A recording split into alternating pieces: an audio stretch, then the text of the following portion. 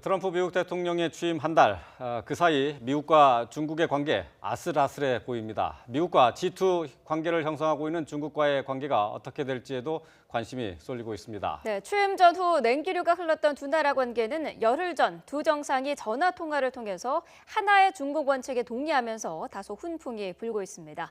베이징 연결하겠습니다. 박희천 특파원. 네, 베이징입니다. 네, 자 지금 변화의 기류가 조금 보이긴 합니다만 그동안에는 미중 관계가 쉽지 않을 것이다 이런 전망이 우세했었죠. 네, 도널드 트럼프가 미국 대통령에 당선된 뒤 미국과 중국 두 나라 관계는 그리 편치 않았던 게 사실입니다. 시작은 지난해 12월 2일 트럼프와 차이잉원 타이완 총통과의 전화 통화였습니다. 미국 대통령이나 당선자가 타이완 총통과 통화를 한 건 지난 1979년 미국과 타이완의 외교 관계 단절 이후 37년 만이었는데요. 미중 관계의 근간인 하나의 중국 원칙이 훼손된 것으로 비칠 수 있는 사안이었습니다. 게다가 트럼프가 폭스뉴스와의 인터뷰에서 하나의 중국 정책 재검토 가능성까지 거론하면서 중국의 신경을 한층 더 날카롭게 했습니다. 트럼프는 더 나아가 중국이 위안화를 평가절하하고 미국산 제품에 고율 관세를 부과해 미국이 피해를 보고 있다며 중국에 대한 압박의 강도를 높였습니다. 중국은 당연히 반발했습니다.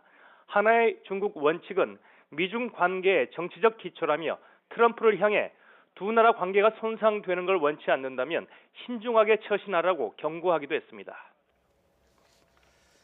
당초 예상했던 것보다 낫다는 그런 평가인데요. 하지만은 두 나라 관계가 악화할 것이다 하는 우려, 조금 줄어든 것으로 봐야 하는 겁니까? 네, 마주보고 달리는 폭주 기관차 같던 두 나라의 관계에 변화가 일기 시작한 것은 지난 10일이었습니다. 트럼프 대통령과 시진핑 중국 국가주석이 처음으로 전화 통화를 한 겁니다. 트럼프가 대통령에 취임한 지 거의 3주 만이었는데요. 이 통화에서 시진핑 주석은 하나의 중국 원칙을 존중해 달라고 요청했습니다. 이에 대해 트럼프 대통령은 그동안의 태도를 바꿔 하나의 중국 정책의 중요성을 이해하고 있다며 하나의 중국 정책을 견지하겠다고 답변했습니다. 통화 분위기 또한 매우 화기애애했던 것으로 전해졌습니다.